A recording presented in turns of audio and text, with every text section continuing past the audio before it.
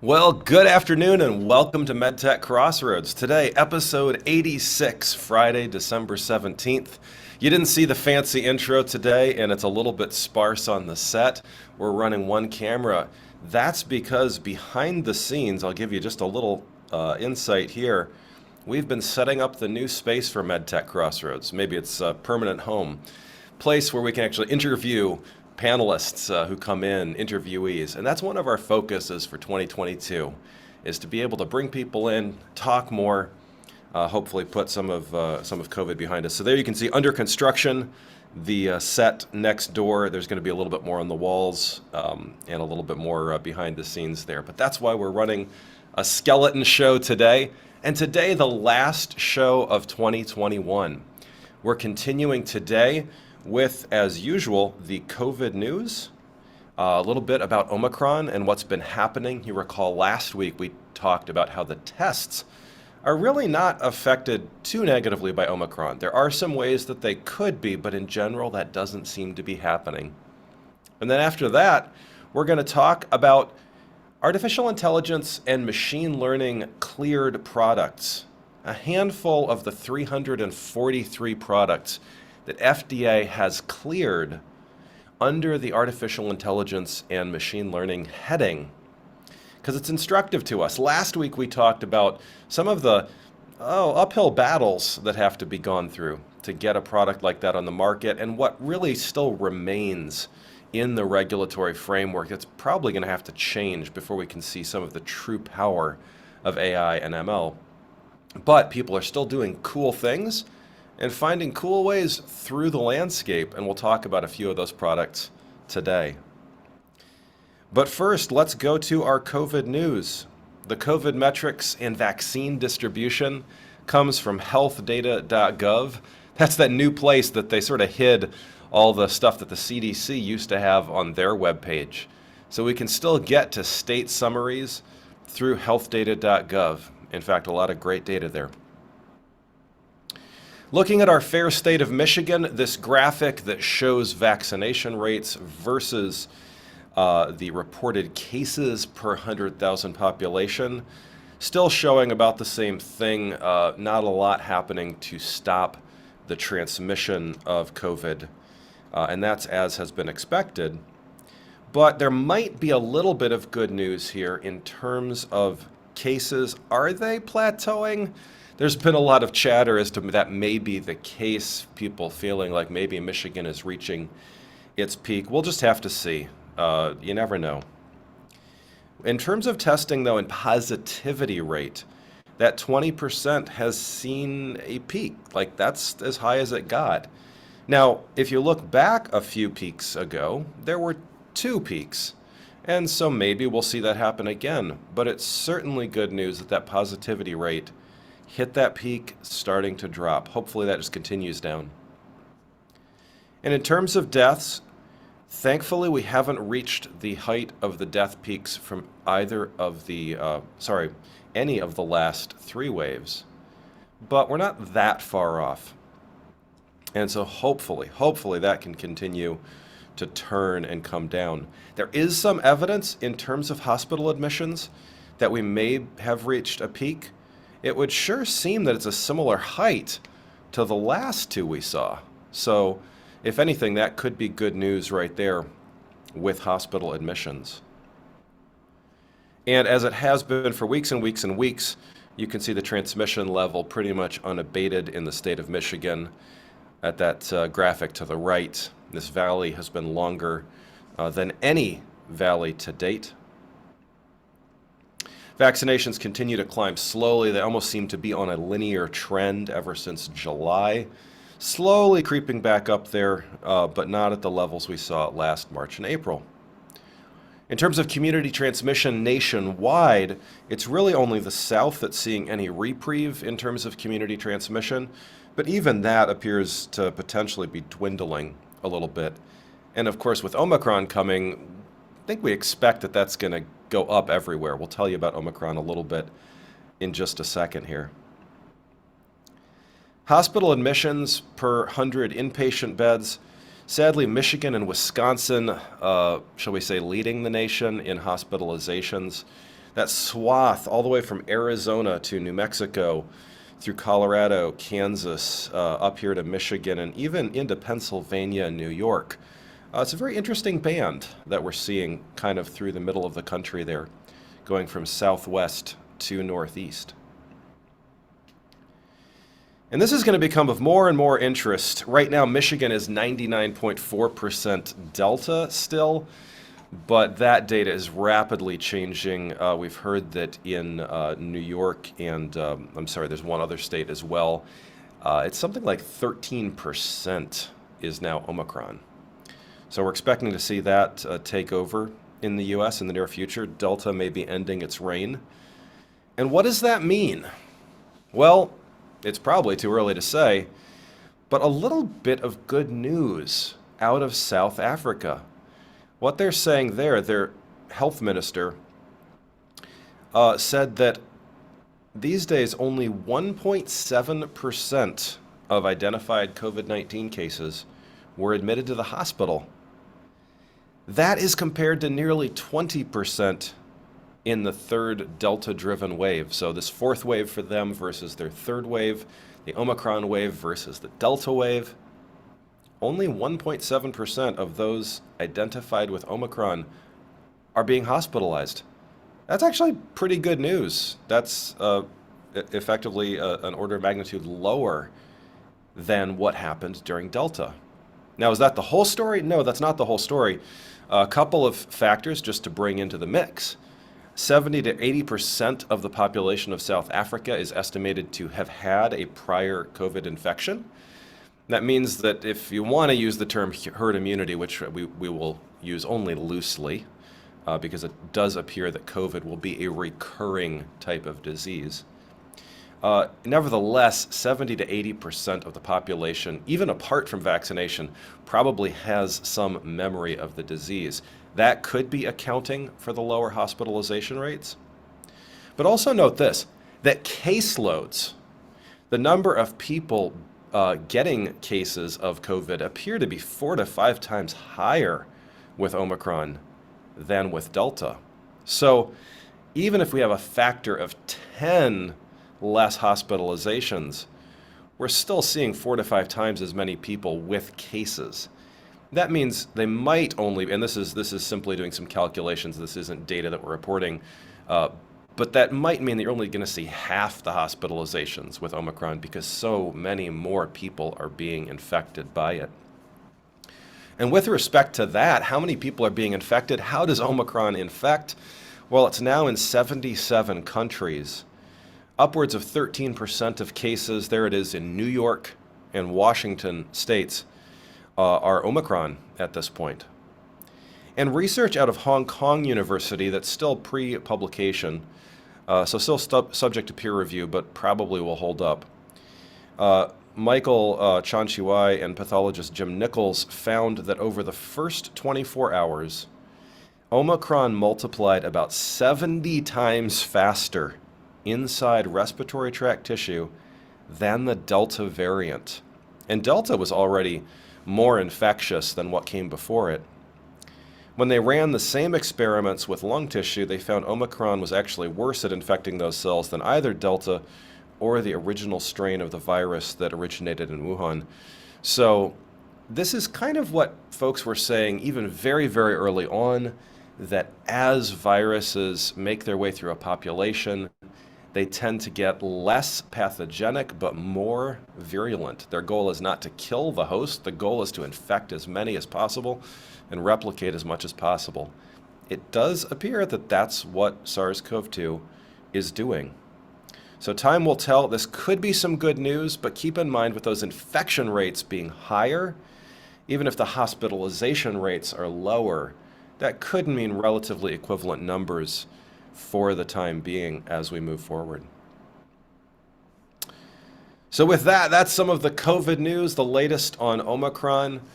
Hope you are planning, whatever your plans are over the holidays, hope you are planning something that's in keeping with your risk management for you and for those around you, because this isn't over yet. This is still going on very much. And we're about to experience Omicron coming through and probably making the rounds very, very quickly. So take care. Well, last week we started a 2-week series on the FDA and artificial intelligence and machine learning. It's a really hot area. It's something that everyone is interested in. There's even talk, I was chatting with a friend about the concept of digital therapeutics. Like, how much can we do with software as a medical device? There's really some amazing promise out there. Last time we talked about some of the challenges and how FDA even admits that their regulatory framework isn't sufficient to regulate some of the products that are coming down the pipe. But that's likely to require statutory changes, not just a little tweak here and a little tweak there, but it could require wholesale changes to how software as a medical device, and there you go, there it is, not software in a medical device necessarily, but software as a medical device is regulated. We call it SAMD, software as a medical device. And it's the overarching heading under which artificial intelligence and machine learning fit. FDA has said that they recognize that their traditional approach isn't sufficient, it's not well suited for the faster iterations that are necessary, and it may delay or impede patient access to technologies. But right now, that is very much of a statutory problem, so it's not something that the FDA can fix all by themselves. It's going to require Congress to act. And I'm sure as time goes on, we'll be talking about those sorts of things. That's because predicting the future is hard, and past performance is not indicative of future results. So to date, and for the foreseeable future, artificial intelligence and machine learning medical devices are going to be sort of limited to places where you can chart out everything inside a box. You can show its safety and its efficacy. And having done that, you can get FDA's buy-in. We talked last time about some best practices surrounding development of these types of devices. And in FDA's January 2021 guidance, some of the key points included change control plans, good machine learning practices, patient-centered transparency, bias identification and elimination, and real-world performance monitoring. You can go back and watch last week's show if you want more detail on how FDA is thinking about those. And we told you last week that there are 343 devices that have been cleared by the agency using artificial intelligence and machine learning techniques. Now, that may sound like a lot, but the reality is that most of these represent locked algorithms, algorithms that may have been developed using these techniques, but which really aren't as free to roam as you might otherwise think. They're done within bounds. And the advice that we were putting forward last week was, if you're involved in developing one of these, think about what you can do to bound the problem, a bounded problem that you can test the limits of, and show FDA that everything inside is safe and efficacious is probably your best bet for going forward in this space. But it raised the question, what has FDA cleared? What are some of the characteristics about the types of devices that they're letting get to the market, acknowledging that they are filled with artificial intelligence and machine learning algorithms? That's what we want to look at today. It'll be a shorter presentation. We're just going to walk through a handful of these 343 devices. The first thing we'll note is that lots of them are based on the areas of radiology and cardiology. There are others. We saw some hematology and other areas, but these represent a preponderance of the devices, ones that are often using imaging anyways. In many of the devices we looked at, and the ones that we haven't chosen to show, it's often hard to understand what the AI or machine learning technique actually is. It seems like the device could have been cleared without counting as an AI or ML product. Some of the ones we've looked at involve image reconstruction, denoising techniques, way to make images clearer. Some have to do, I'm sorry, those are two different things. I got that one wrong. Image reconstruction, how you rebuild the image from raw data, for example, 2D scans, as well as noise cancellation within images. Sometimes this serves the purpose of making small features more clear that would otherwise be missed in the noise. So it's actually creating a benefit for the practitioner.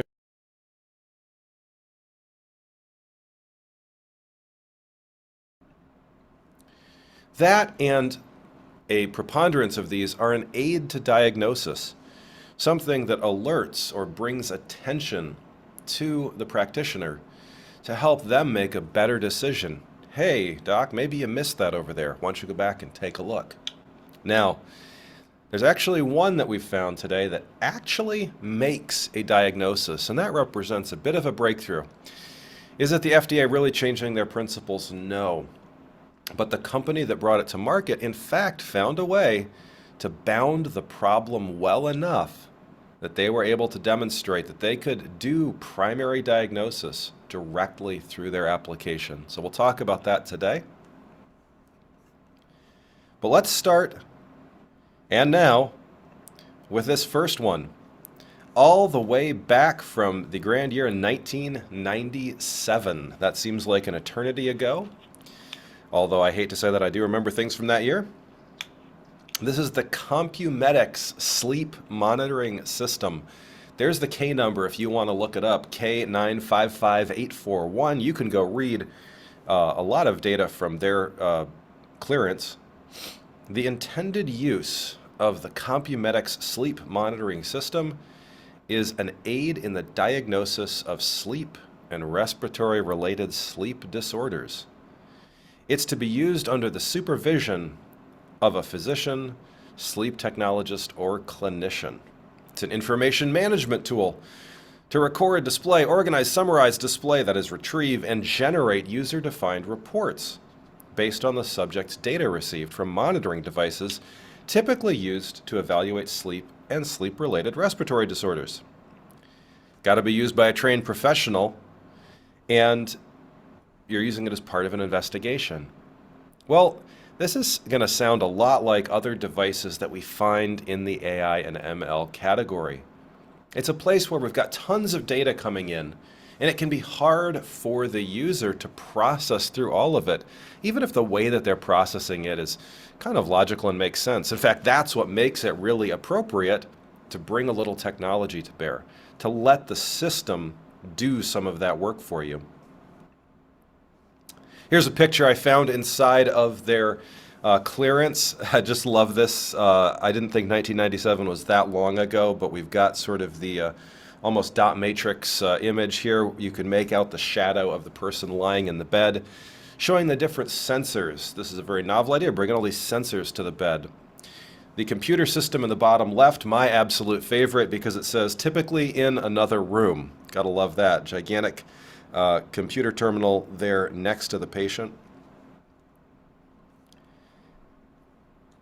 And they talk here about usually manually segregating the data and processing it. They do what's called sleep stage scoring, and they say it can be a labor-intensive, tedious, and time-consuming process. What's really fascinating is they go to pains in that second paragraph to tell the FDA the automated display of polysomnographic information is neither unique nor novel. It merely represents the application of automated computer-assisted display and graphing functions to the physiological data collected by physiological activity monitoring devices. This permits faster evaluation of the data by the clinician and facilitates diagnosis. Classic to all these types of devices, we're not taking anything out of the physician's hands. We are simply making it easier for them. We're taking some of the busy work away. Nevertheless, FDA lists this as the first cleared artificial intelligence and machine learning device. So really fun to see that all the way back from 1997. The next one we happened across is the Preview Shoulder. The Preview Shoulder software, it's intended as a tool for orthopedic surgeons to develop plans. You can look in the computer at how you're going to do the surgery. You can take the user's data of their shoulder, and the software rearranges it into a 3D model, and it allows you to place things inside of that model and see if you like how they're going to fit. It is not for diagnostic purposes, but it's simply for planning purposes. They said within the documents, this device definition applies to picture archiving and communication systems that implement artificial intelligence, including non-adaptive machine learning algorithms. Well, wait, hold on. How do they use AI in this? The way that they use it is for reconstructing 3D bone models from the image data. So somehow they're using artificial intelligence in the reconstruction of the data to display it. You do your planning, it's totally under your control. All they have to show is that they created a decent model for your review. And really, it's still the clinician's judgment when they go under the hood, as it were, or under the shoulder, and start to do the operation. This next one, the Eclipse 2 with smart noise cancellation. This is in the radiology field, and the software performs digital enhancement of radiographic images generated by an X-ray device. This software can be used to process adult and pediatric X-ray images, and it excludes mammography applications. Well, that doesn't tell us a whole lot just yet. Let's look deeper. Here you can see an image from their software on the left that was not processed, and one on the right that has been denoised. You can see it's a little bit clearer. Hopefully that's coming through Zoom, and if it's not, hopefully we'll have a sharper one on YouTube later. It basically takes out some of the noise and can help you see some smaller features that you might otherwise miss. Validation of a model like this. How do you do it? How do you validate a model like this? How do you get the FDA to say, oh yeah, you did your work. We believe that this isn't going to corrupt the data. This is going to make people's lives at least as good, if not better. Well, here's what they say. A clinical evaluation was performed by board-certified radiologists.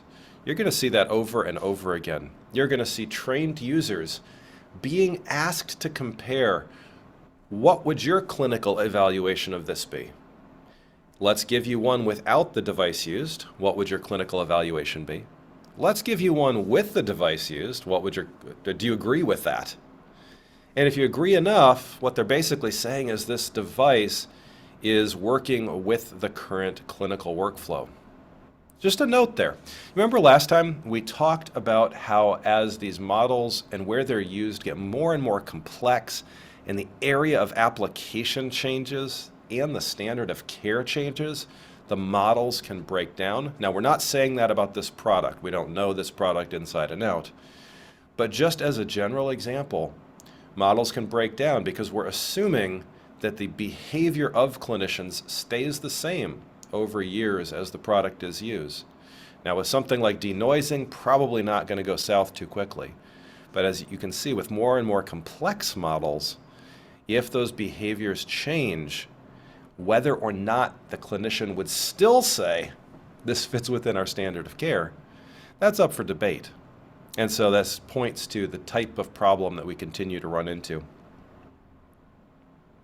Here's another one. It's called the Halo. The Halo is a notification-only, cloud-based image processing software application using artificial intelligence algorithms to analyze patient image data in parallel, and that for them is an important term, to the standard of care imaging interpretation. So they're allowing the user to go look at the data, and in parallel, they're doing some analysis on it.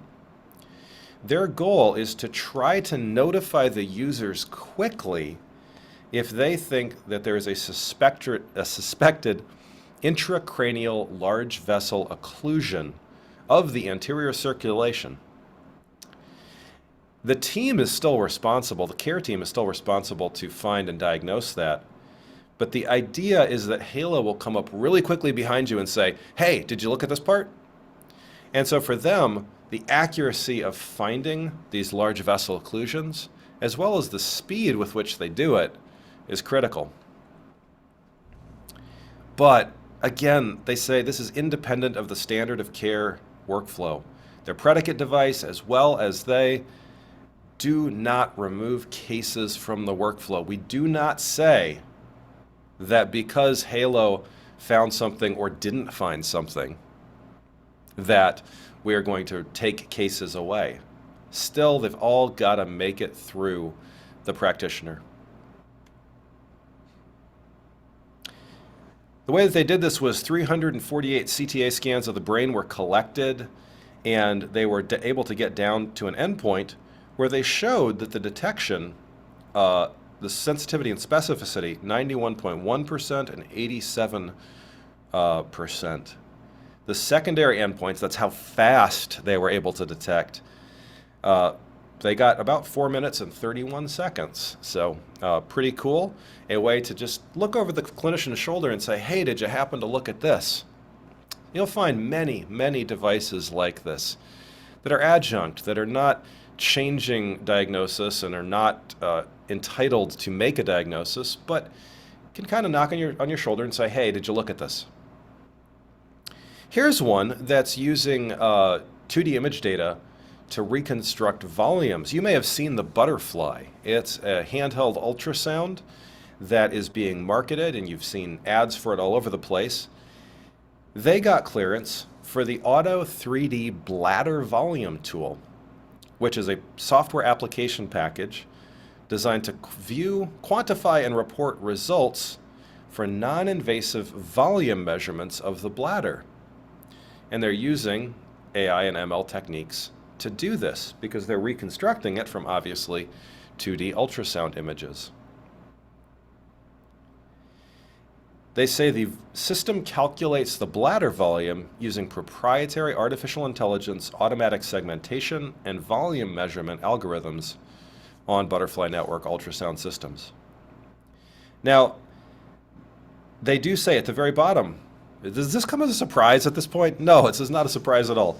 The information presented is intended as additional input to standard diagnostic pathways and is only to be used by qualified clinicians. So it's something that, again, is not intended to change the diagnosis.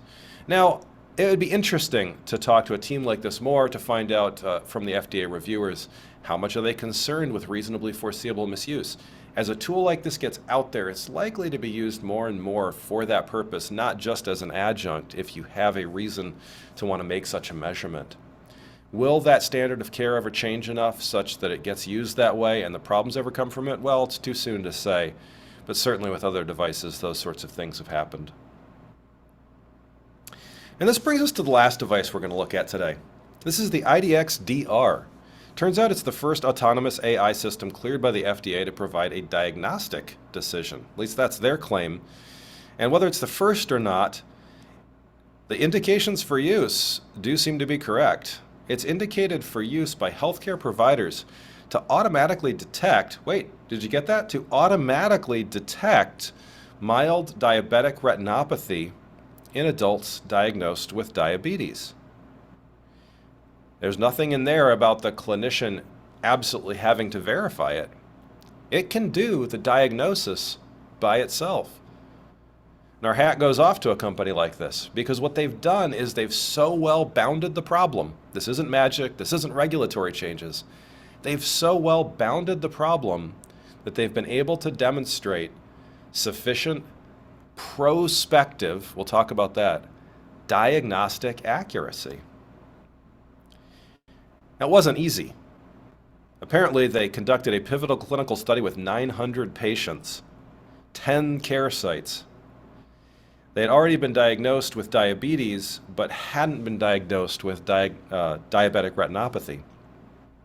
In fact, they took people who were more likely to have elevated hemoglobin A1C, which apparently makes you at more risk of this disease. And their trainee operators had to certify that they had never performed ocular imaging. In other words, they picked people who were not experts. They were going to leave this all to the algorithm. And they underwent training on how to use the system. Of course, like we said before, for other systems, this was compared to standard diagnosis, but this wasn't done on retrospective data sets.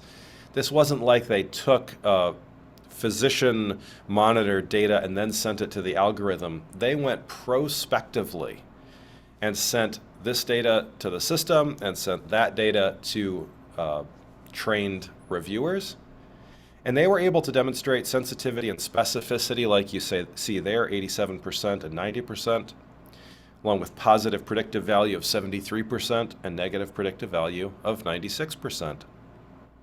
That's pretty impressive because what the FDA said is you can be a diagnostic. You can diagnose diabetic retinopathy that's more than mild. That was the target area. It's more than mild. And this is really a pretty cool motion for them. Now, does that mean that you can just make that diagnosis and walk away? No. Within their labeling and within their standard of care, they make it really, really clear. If you get a negative result, you should come back and retest. Now, that may sound self-serving, but there's a risk management reason for that. If the software is basically good enough to do this job, but every now and then it misses, it's just like going to your doctor for routine screenings. You better go back and check it again. Also, if you do have it, you're going to be sent for follow-up screening. So a positive is going to result in follow-up screening. Maybe the follow-up screening determines that the software was wrong. It's not the end of the world. We just took more care. And if the software returns a negative or can't read the image, well, the recommendation is to come back and do it again. So this is not a one-shot deal. Risk management is really important when you think about bounding these boxes. When you think about how do I put a box around things to prove safety and efficacy? Well, how can I mitigate risks? It's a huge part of it. This is all traditional FDA development stuff. This is all the kind of thing that you do for any kind of device. It just takes a good bit of thinking to say, if we're going to go hands off and let the software do it all by itself, how can we dot every I and cross every T and bound that box sufficiently? It's a big challenge, 900-person study, but this company apparently did a good job of it and got FDA's blessing through their de novo process. Now, we didn't mention one of our homegrown companies here in the state of Michigan. Of course, the company Fifth Eye, led by our friend Jen Baird, recently got their de novo clearance for their artificial intelligence and machine learning solution. We're not going to talk about that today. That's her story to tell. Hopefully sometime in 2022, we will have Jen come on and give us an update because there are some amazing stories there, great successes, and we're not going to steal that thunder, but certainly fits under the same umbrella. Well, that is about it, folks. That is about it. I'm going to pause here to see if there are any questions or comments on the things that we've talked about here for artificial intelligence and machine learning. We are coming rapidly to the end of 2021. We're looking forward to being back with you in 2022 in our new studio space, along with more interviewees. That's our goal for 2022, is to bring back a lot of the interviews that we've gotten away from. Of course, we'll have to see how COVID allows for that. We do have an advisory committee we'll be talking with you about in the near coming weeks in 2022. We want to expand the interviewee list. So if there are folks you'd like us to talk to, please send it. You can send it to info@n2being.com. You can go on the N2Being website and you can send us your recommendations. Also for topics you want covered, series you want covered, things we're likely to be talking about in 2022 with an increasing range of guests. MedTech higher education, talking about funding from different sources, talking about the different acceleration groups, manufacturing, software, testing, development, regulatory, clinical practice, drugs, and intellectual property. So hopefully those sound interesting to you. We'd love your feedback. We'd love your input. And in the meantime, if there's any comments or questions or anything that you would like to share with the community, we'd love to hear it from you. Feel free to raise your hand. Looks like our friend Ken Spencer's got a comment there. Ken, you're live. Yes, sir, Gene. Thank you so much for doing these last couple of things. This is such an ever-changing guidance, if you Let's will. see. I hope people are hearing Ken. I'm not hearing Ken. Ken, are you? I'm not muted. But I don't know if that's my problem. Can you hear me now?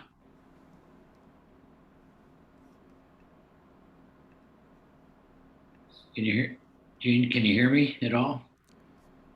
Ken, just 1 second. I think our audience can hear you, but our little temporary setup here today has me not hearing you. So we're just going to try something here really quick.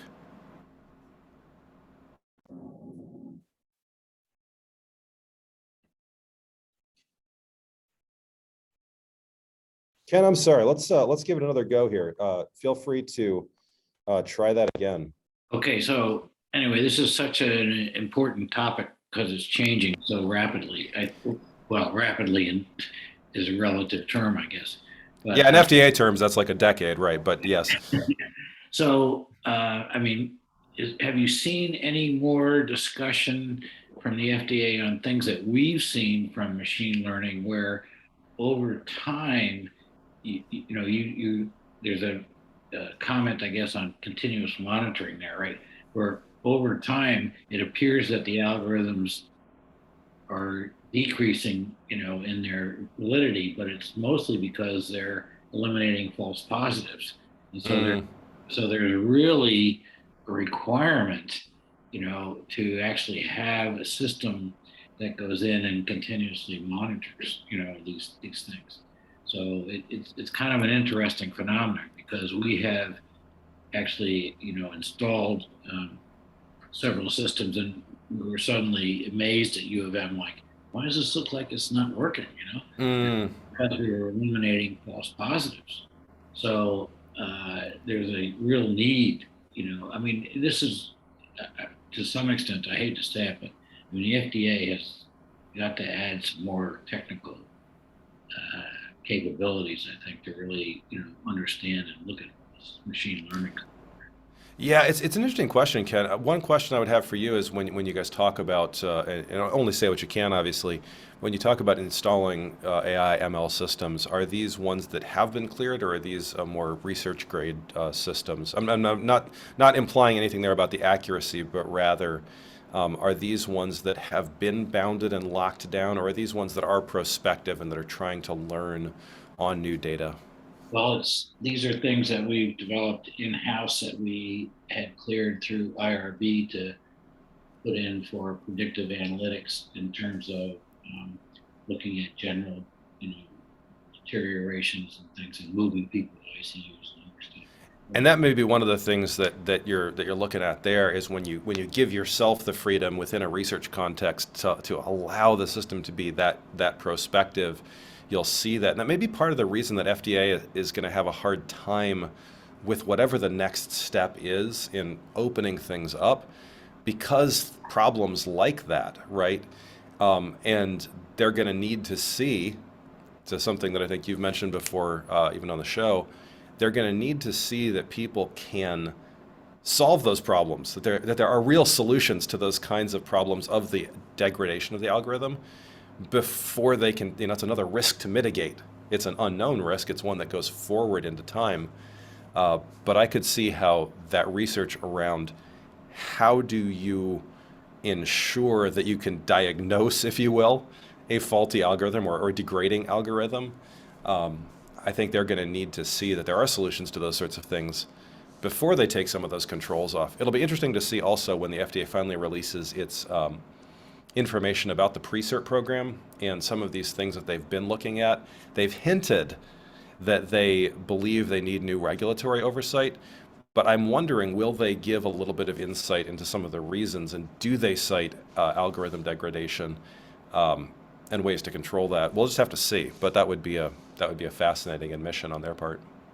Yes, and also the best practices, machine learning things that they have. I mean, that's a constantly changing thing. I mean, I don't know. I mean, I just remember early on in the software best practices that they had, being asked, well, I don't see evidence of your waterfall, development practice here. And we're like, yeah, nobody uses waterfall anymore, kind of thing. So I mean, there's just a whole level of expertise that I'm confident or hopeful that they will, pursue, in terms of dealing with, Stanford, Michigan, MIT, get the machine learning people on board with FDA to help them out.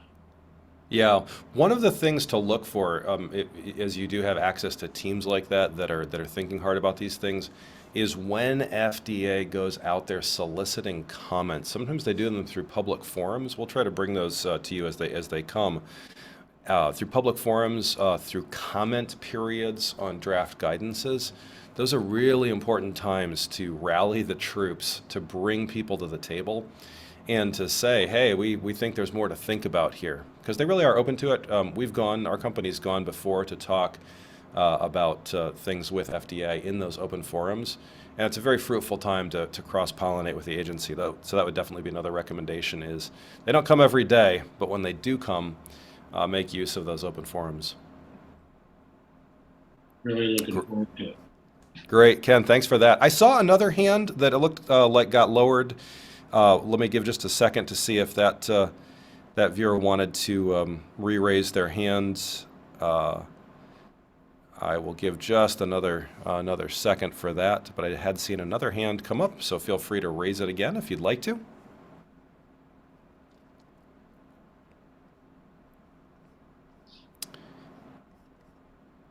While we're waiting for that to see if that person wanted to ask another question, um, we would just like to tell you thank you so much for being with us in 2021. It's been an up and down year. I think we all thought that COVID would be gone before before now, or hoped, but obviously now waiting for Omicron over the holidays.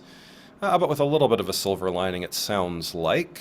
Hopefully less hospitalizations. All that being said, we really want to wish you just a wonderful time with those that are near you um, in these upcoming holidays. This will be our last show for 2021. We'll be back with you with all new interviewees in 2022. And we will look for the emails on that. But for now, I just want to wish you and your family just the most wonderful of times together. Hope you have a wonderful end of the year. Not seeing a final question here. So with that, we'll close out 2021 on MedTech Crossroads. I look forward to seeing you next year. Have a great vacation.